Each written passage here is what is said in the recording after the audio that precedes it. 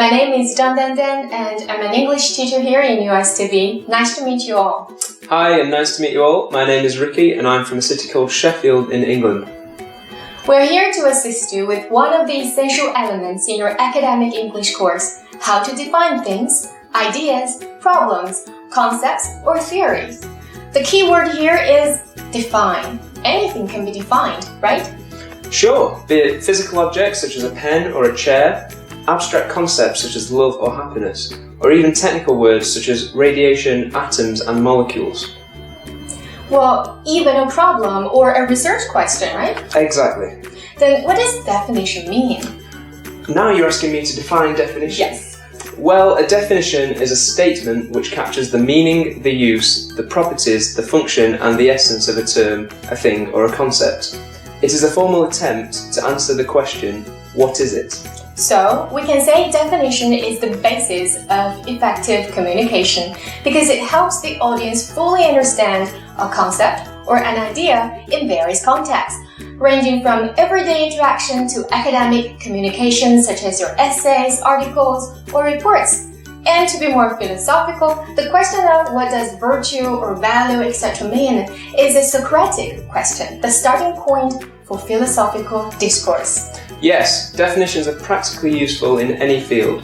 Defining things or concepts in a clear way is extremely important in academic communication and helps to avoid misunderstandings or confusions. Does everything have to be defined? What about physical objects such as a pen or a chair? Surely everyone knows what a pen or a chair is, and the definition doesn't change between people.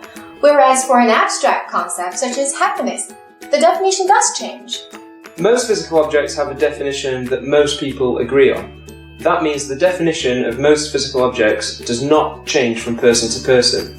You do not need to define them unless you're trying to give them new meanings. However, a clear definition is required for abstract concepts because the definition may change from person to person. Yeah. To be specific, there are several situations when a definition should be given. Okay. 1. When your writing contains a term that may be key to audience understanding and that term may be unfamiliar to them. 2. When a commonly used word or phrase has layers of subjectivity or evaluation in the way you choose to use it. 3. When the etymology, the origin and history of a common word might prove interesting or will help expand upon a point. 4. When there might be confusion over a thing or a concept if you did not make it clear. 5. When you want your readers or audience to have a new way of understanding things or concepts.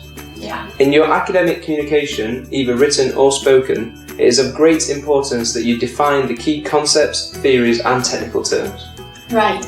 Getting a good and clear definition requires lots of deliberation, rigorous examination, and critical thinking. So what do you think are the qualities of good definitions? A formal definition contains 3 parts: the term or concept to be defined, the class it belongs to, and its differentiating features. For example, inductive reasoning is the process of recognizing or observing patterns and drawing a conclusion. A good definition should be concise and have a logical pattern. There are several tips you can follow. Avoid defining with X is when and X is where statements. Do not define a word by mere repetition or by merely restating the word. Define a word in simple and familiar terms. Your definition of an unfamiliar word should not lead your audience towards looking up more words in order to understand your definition. Keep the class portion of your definition small but adequate. And finally, avoid adding personal details to definitions. Although you may think the story about your grandfather will perfectly encapsulate the concept of stinginess, your audience may fail to relate. Offering personal definitions may only increase the likeliness of misinterpretation that you're trying to avoid. Yeah. You can go to task 1.3 to judge the quality of the example definitions. Remember to share your understanding with your classmates. Yes. Go through the tasks in this section and you will get a better understanding of what a definition is, how important it is, when you need to define a term or a concept, and the structure of a formal definition.